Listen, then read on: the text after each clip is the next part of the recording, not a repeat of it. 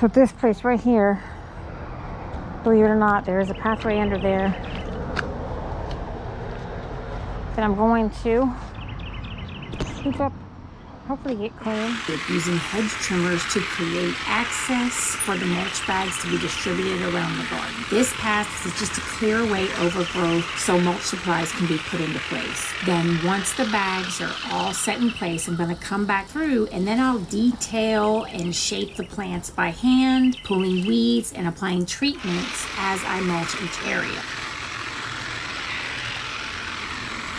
This way I can take my time and really focus on each area's needs because they will change throughout the garden in different areas. Coming up right here, I am coming upon these two bushes that were planted way too close together, and they're competing for sunlight, they're competing for water, and one is overtaking the other. And right now I'm just going to create a big gap between them, and then I'm going to come up with a plan to try to keep them in this place because they're both mature now and it's a little late in the season to move them. So this is going to be my strategy.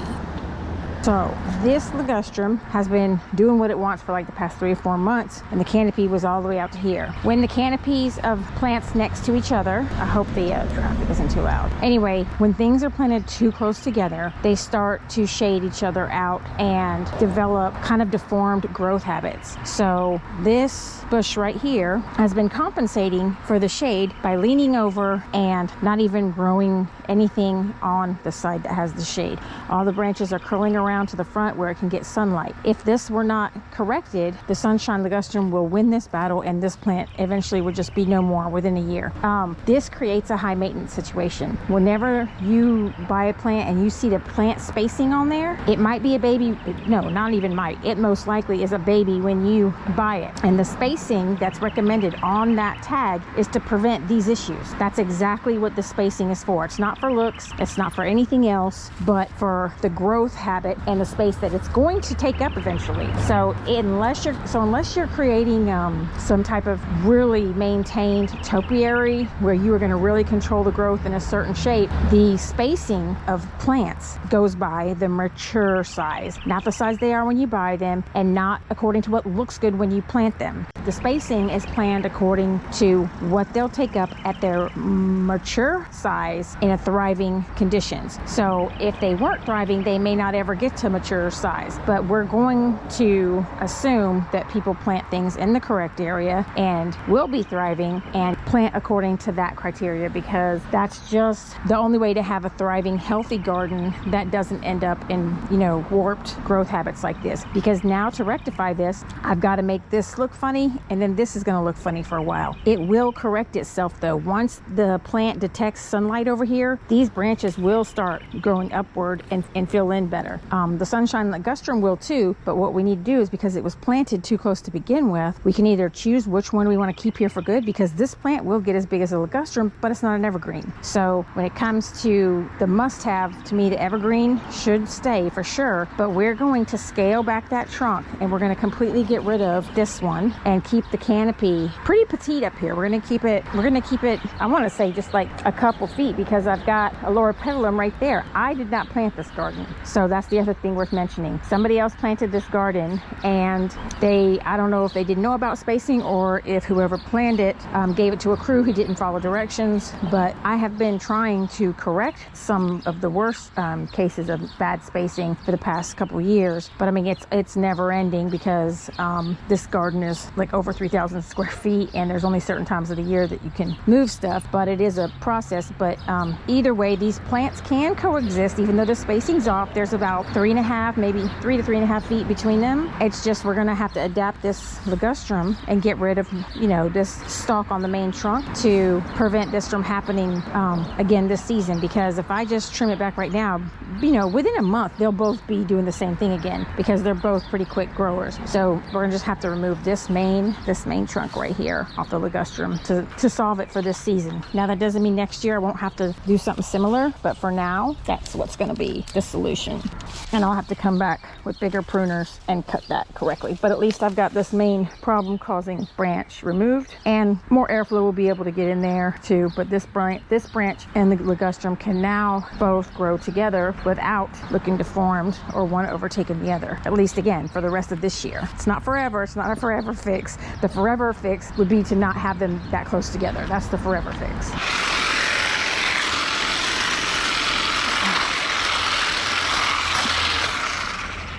So, I know this is a really barbaric way to do this, but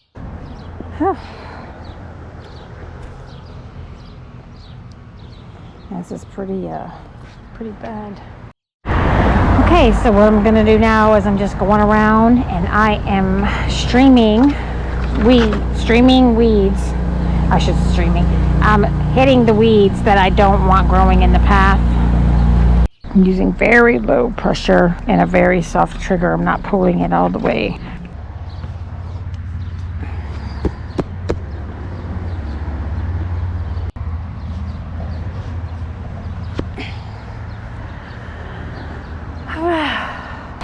Making some progress, nothing major. So when I get down to where I just have these little flat grassy weeds, what I'll do is I will spray my post-emergent on these lower ones. I will put my pre-emergent, not sure which one I'm gonna do first yet, not sure which order. I'm just saying that some of these weeds, I'm not gonna pull them all up because disturbing the dirt, just plant. I'm bringing up more seeds to germinate, so it kind of defeats the purpose. And the mulch here is gonna be so thick that it won't matter, but I'm still gonna treat them so they don't wanna keep growing under the mulch.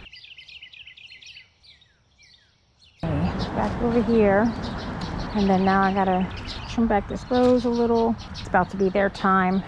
Their time to shine is in the winter, spring, late fall, winter, spring. They just, it's too hot in the summer, and they just get crowded out by all these other plants that somebody planted around them, like this rose mallow. I'm gonna take this back too. This is another self-sowing plant. These are babies right there, so they're gonna grow up. That in this pile. So I don't remember where I was with the weed management discussion before the puppies came out, but I will share this trick that I use when I make a pile in the middle of a garden. See this branch? This is a branch that I trimmed off the ligustrum. And what it is, I put it on the very bottom to where all the branches, the little smaller branches at the top, were fanned out. And I started piling the smaller weeds and clippings and stuff on top of that part, making sure to leave this handle out. And this is, I should say handle, making sure to leave the long part of the base out. This is the handle, and then all you have to do is pick up that handle and look at the whole stack basically comes up. You can almost take my hand off, see that? And carry this to where it needs to go. And so when I trim roses, I use this technique to transport the thorny canes because, you know, those are the worst, and it takes a lot of time to cut them up as I'm trimming. So I'll put one branch on the bottom of something that needs to be trimmed, and I leave the stick out like a handle, and I just pile everything on top of that, and then I can just pick up the base and transport it where it needs to go. Fairly easy. Takes a little practice getting used to, but it is a little trick that I use. Okay, let's see where we are now. I'm already getting a little burnout on this corner, and things are still too damp for me to apply the pre-emergent, so I'm just going to keep on weeding. It's really humid today too, so they're probably not going to dry fast. So I'm going to keep on doing some weeding, and then I'm going to come through with my blower and see if I can dry things out a little. And from there, decide, because I really like to have the pre-emergent down before the mulch. It's not mandatory. I can put it down after the mulch, but then I've got to go rake it in, and it's a little more cumbersome to make sure it all gets activated versus if I just put the pre-emergent down, make sure it's dry, and then put the mulch on top. Then I'll do a tiny bit on over the mulch again, but I don't have to do as much as I would if I don't put any on the bottom. I hate these little thorny vines right here. So the reason this garden got so behind isn't because I didn't do my job. I basically had everything caught up. I want to say it was the beginning of May. I've only had this garden a few years. We don't really know exactly the rate that it demands mulch, but I do know last year they spent a good amount of money mulching a big section of the yard, and a lot of people don't understand how important mulch is for weed suppression and soil health, but and also moisture retention. I can go on and on. But anyway, what happened is they were out of town, and I told them in May, hey, right now everything is caught up, but if we don't get mulch down, things are going to start getting out of hand because my regular visits, which is weed weekly here for this garden will not be able to maintain the weeds without mulch. It was just not possible, because that is just part of the weed management plan. And I don't think they understood that meant there was a clock ticking. I probably should have said, you've got a month. If we don't get mulch down within a month, maybe I could have communicated the limits better. But I mean, I was also trying to make their mulch process a lot better, because of, if we do mulch this whole yard every year, and I told them about that. I said, if we get a shed on site and keep it stocked with about 100 bags of mulch, and then I can spot treat on my visits, we won't have this problem again of needing to mulch the whole yard, because the mulch will be on site and I'll be able to anticipate when we need to restock that, or when we need to do a big area a lot better, because it can be maintained at least, a few hundred square feet easy, or spot treatments here and there for places that are using it quicker than others. Because I do feel like this area uses mulch quicker than other areas of the yard. It does get a lot of sun, which is one part of it, but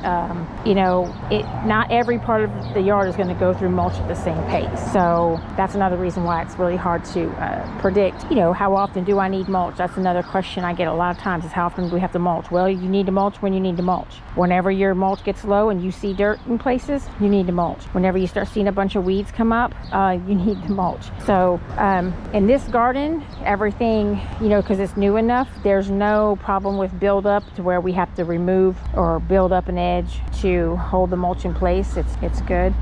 Over time though, that could happen.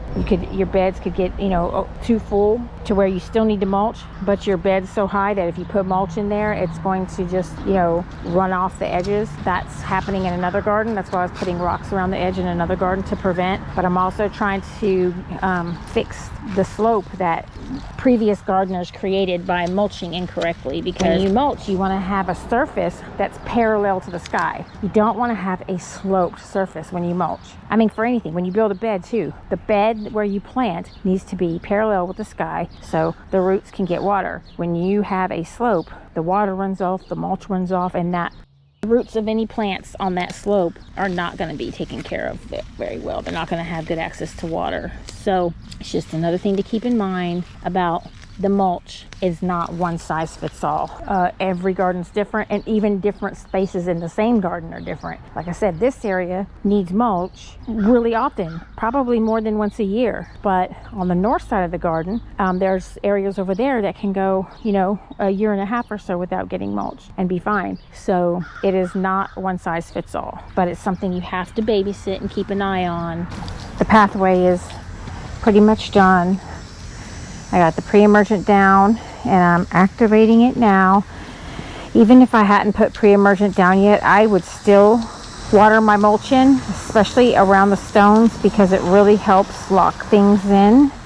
And I like to water the mulch in even if I don't add pre-emergent, because where the places are that I tucked it under the plants, like under all this juniper right here, it closes the air pockets.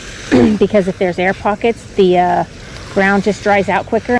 One of the major benefits of mulch is retaining moisture. So by closing those air pockets, it can do its purpose much better. This was definitely the worst spot in the garden that had been neglected due to lack of mulch. I'd say it's a decent improvement for a morning's work, because it was pretty bad yesterday.